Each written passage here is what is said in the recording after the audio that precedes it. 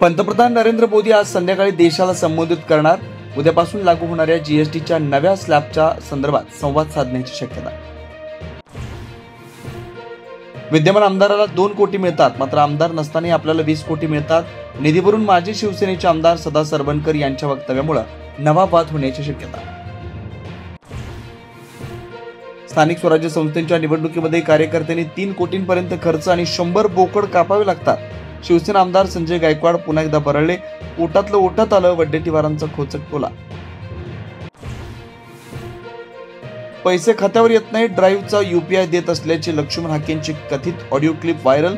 तरुणानं काढली लक्ष्मण हाकेंची लाज.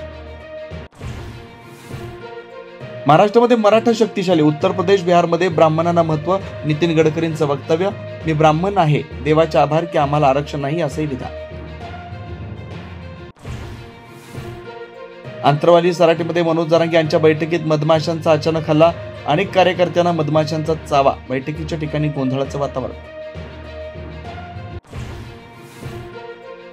दणका. अमरावती सुपर स्पेशालिटी रुग्णालयामधल्या डॉक्टरांचा 4 महिन्यांचा पगार अखेर मिळाला.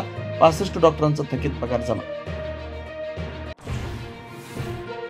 मे 2026 मध्ये होणारी नीट परीक्षा संगणकावरती आधारित होण्याची शक्यता. पेपर लीक होण्याच्या प्रकाराच्या नंतर केंद्रीय शिक्षण आणि आरोग्य मंत्रालयाची सावध पावलं.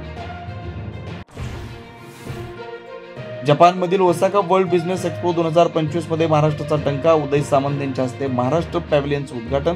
जगभरातील उद्योजकांचा सहभाग. अमेरिकेकडून H1B व्हिसासाठीचे नवीन नियम आजपासून लागू.